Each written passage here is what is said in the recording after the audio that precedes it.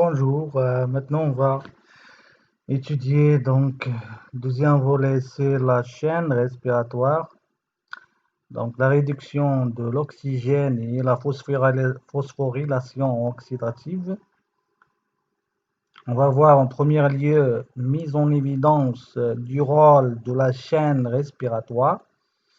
Alors, on va entamer bien sûr ce document, sous forme d'exercice, document numéro 10, pour mettre en évidence le rôle de la chaîne respiratoire dans la respiration cellulaire. On propose les données suivantes.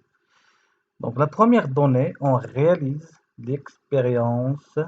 Comme vous voyez là, l'expérience est illustrée dans la figure 1. On place une suspension des mitochondries, comme vous voyez là.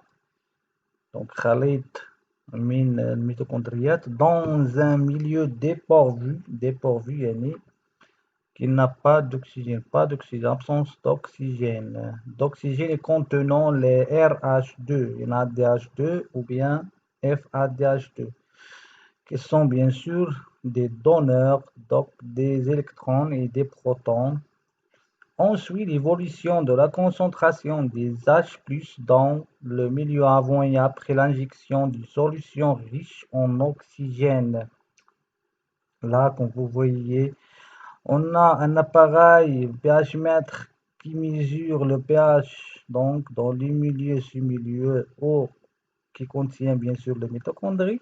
Bien sûr, on a une, donc vous voyez là, pour injecter donc la solution riche en oxygène. Et après l'injection de solution riche en oxygène, les résultats sont présentés par le graphe de la figure numéro 2 que vous voyez là. La première question, décrivez l'évolution de la concentration des H+ dans le milieu avant et après l'injection d'oxygène. Donc on va décrire un wasfo, donc cette évolution ديال هاد التغيرات كتوقع لنا هاد ce graphe là donc cette courbe là donc de cette graphe. Donc on a l'injection à un moment donné, on a injection d'oxygène là comme vous voyez là avant et après l'injection d'oxygène qui se passe à la concentration des H+ en 10 à la puissance moins 9 mol par litre. Voilà. On va voir maintenant la deuxième donnée. Les figures 3 et 4 montrent le devenir des électrons et des H+ aidés par les transporteurs réduits RH2. Voilà. Là. Donc, comme vous voyez là, on a un espace intermembranaire, comme on a vu déjà, et la matrice. Supposez qu'on a tout ça, donc ça, ce qu'on appelle la membrane interne. Donc, la membrane externe va, donc, on va assembler tout ça, donc c'est la mitochondrie. Donc, on va étudier seulement cette relation qui existe entre la matrice, l'intérieur de la mitochondrie, et l'espace intermembranaire. Donc, lorsqu'on dit un espace intermembranaire, فضاء غشائي وهو qui فرق ما بين la membrane interne et la membrane externe, on va supposer qu'il est. Voilà. Alors, qui sont ces transporteurs réduits, ces RH2, ce qu'on appelle les NADH2 et les FADH2, au niveau de la chaîne respiratoire constituée des transporteurs T1, T2, T3 jusqu'à T6. Comme vous voyez là, ce sont les transporteurs T1, T2, T3, T4, T5, T6. Alors, ce sont des protéines intermembranaires qui jouent bien sûr un rôle des pompes qui vont pomper les H ou bien de rendre des transporteurs. Donc, chaque complexe, on va voir son rôle, comme vous voyez là.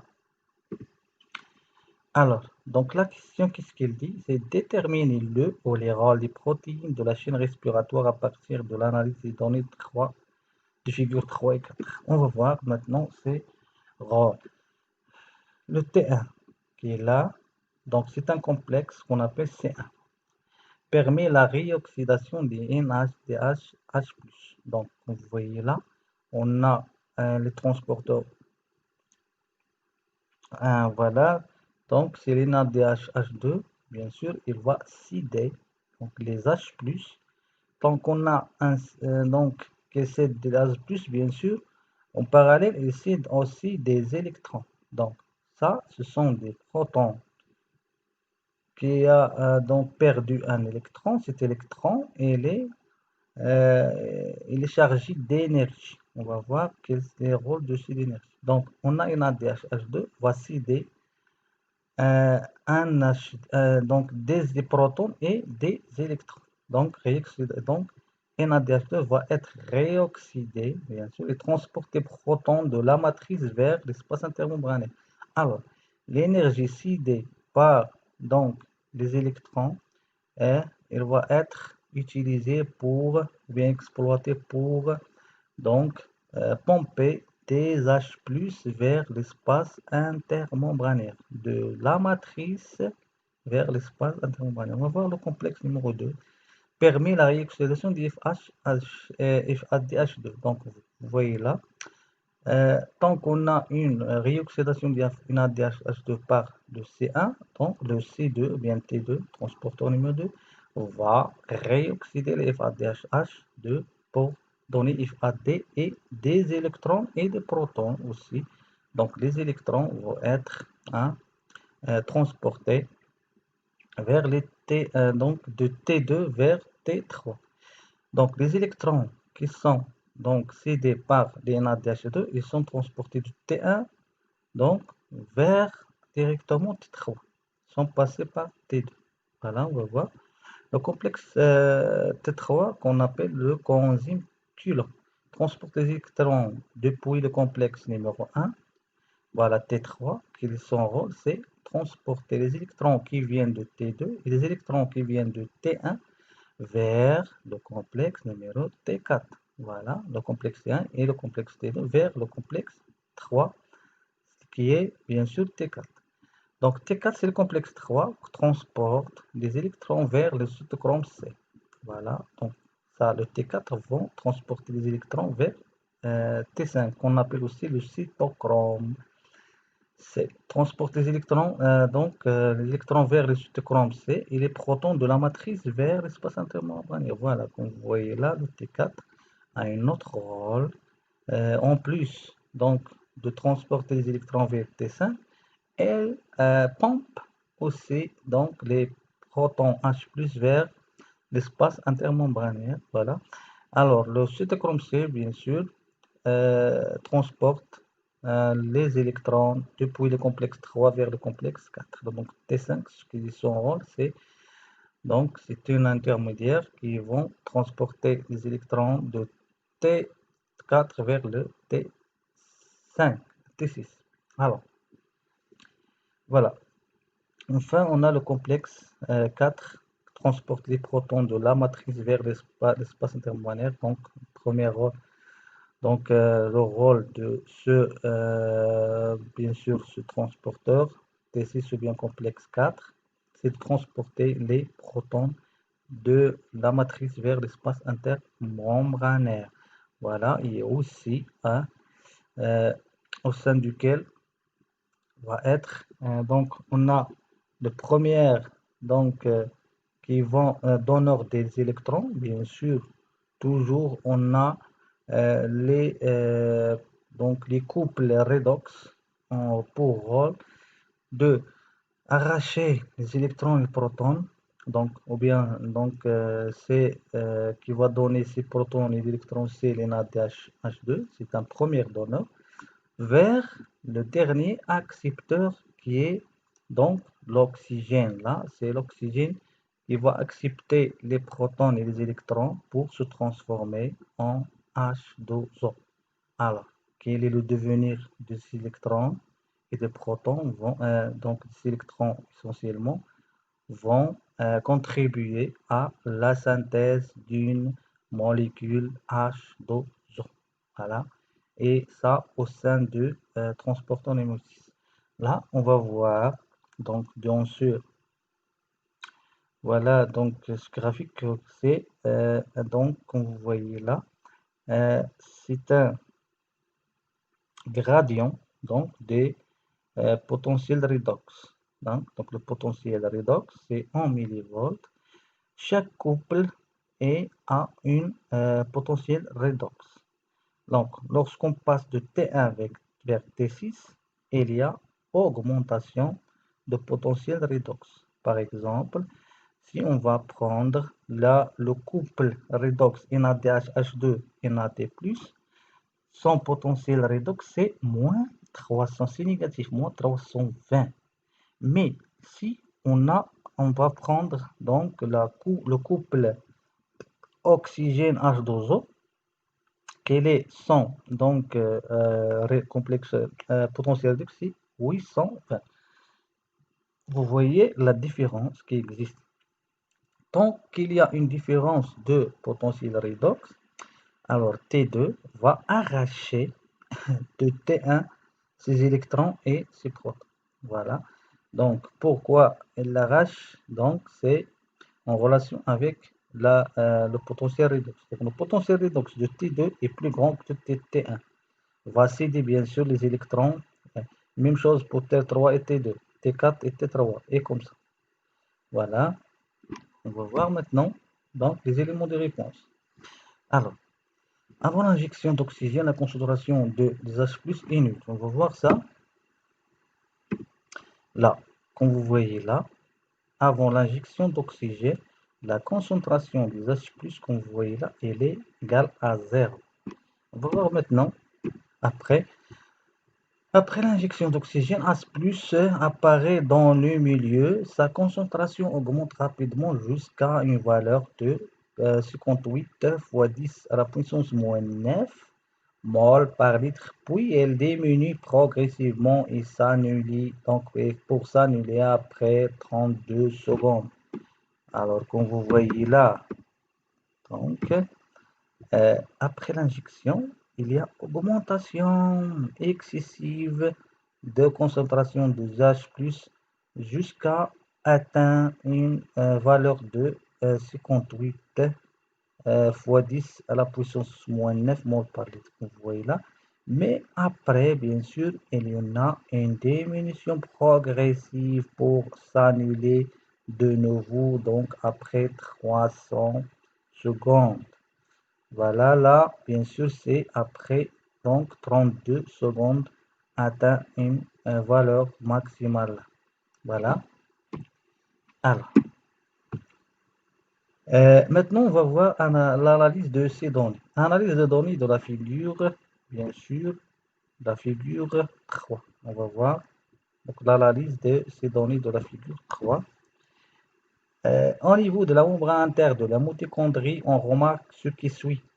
Les NADH+ est oxydé par le C1, alors le FADH est oxydé par le C2. Ça, c'est ce qu'on va voir.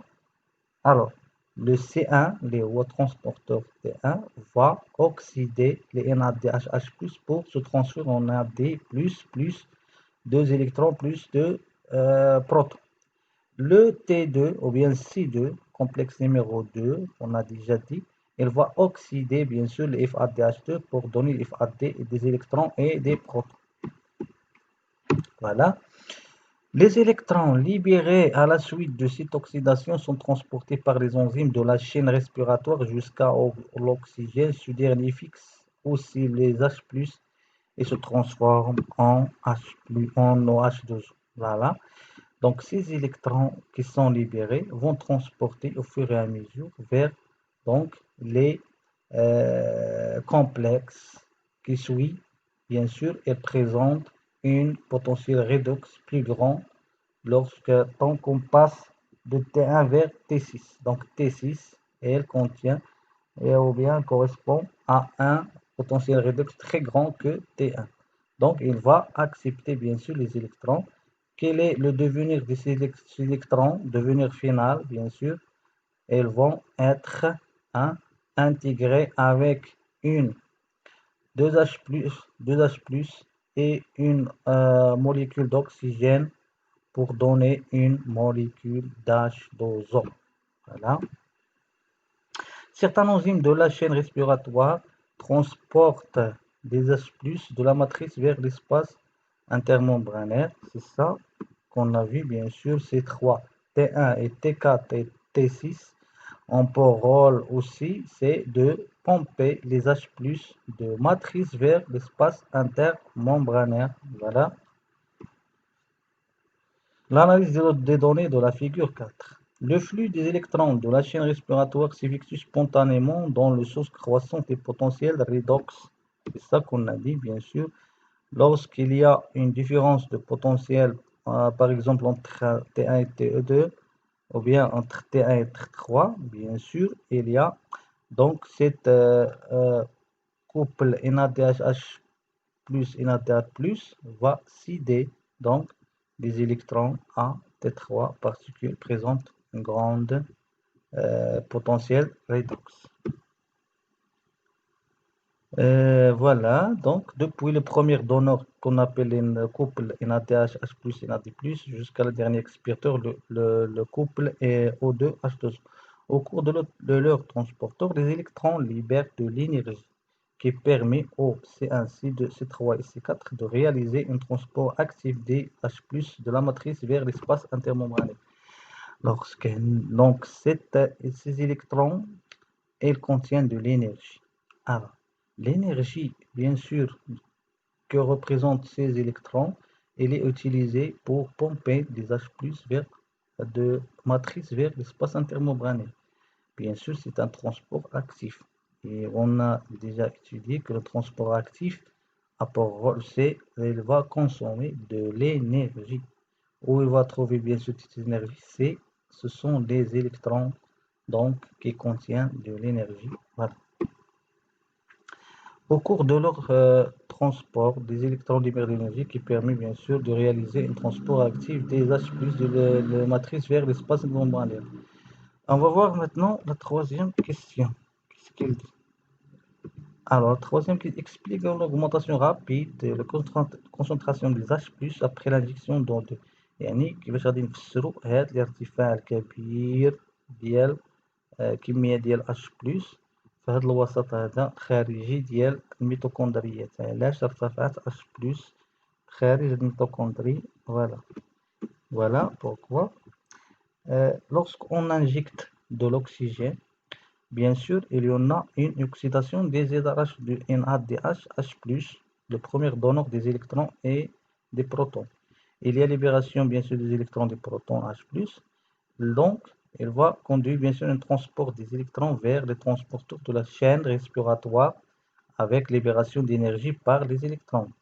Passage, bien sûr, des protons de la matrice vers l'espace intermembranaire, puis ces protons vont sortir et de la mitochondrie vers l'extérieur de la mitochondrie. Donc, il va conduire à une augmentation de la concentration des H+ dans le milieu extérieur des mitochondries.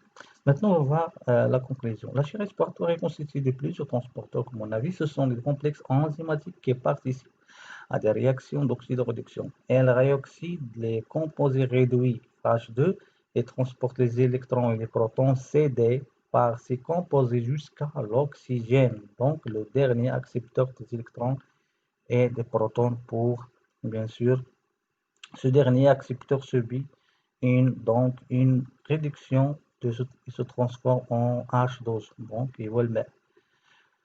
qui va bien sûr sortir de la mitochondrie, de la cellule, bien sûr. Le flux des électrons et des protons au niveau de la chaîne respiratoire depuis le couple RH2 vers le couple O2H2O s'appelle l'oxydation respiratoire. On va voir maintenant la mise en évidence du rôle des sphères pédonculaires. غادي نشوفوا إذا الدور ديال الكرات ذاتو شي مراخ شنو هو الدور ديالها كتلعبوا إذا. On va voir l'exercice document 11. Alors, document 11, pour mettre en évidence le rôle de la sphère pédocondrique, donc cette expérience, on a déjà étudié donc, dans l'année dernière, le premier bac, dans le cours de la production de la matière organique. Bien sûr, on va voir donc le rôle des sphères pédonculées. Dans la respiration, on réalise l'expérience présentée par la figure 1. Des mitochondries isolées sont soumises à l'action des ultrasons. elles se découpent et des fragments de leur membrane interne se retournent et forment des particules submitochondriales. Alors, qu'est-ce qu'on va faire là? On va prendre un mitochondrie et on va donc mettre des ultrasons. Donc, ces ultrasons vont découper donc هاد les mitochondries يقطعوه إلى أجزاء كما كتلاحظوا هنايا. Donc, la membrane interne.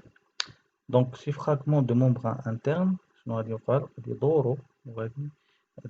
les extrémités vont se relier comme ça, pour donner des sphères ou bien des particules submitochondriales. Donc, lorsqu'on va agrandir on va voir cette forme qu'on voyait là, particules submitochondriales agrandies. Et bien sûr, il a que la partie hélice qu'on a, on va voir les pédoncules, le sphère, bien sûr, le canal, donc de pompage des H+, sphère pédonculaire agrandie. Découpe des fragments de leur membrane interne se retournent et forment des particules submitochondriales. Il s'agit des vésicules, donc des vésicules dont les sphères pédonculiques sont orientées vers l'extérieur, donc les sphères pédonculiques qui jouent vers le kharij. On place ces particules submitochondriales dans un milieu varié, donc on échauffe les milieux. La figure 2 présente les conditions de cette expérience et les résultats obtenus.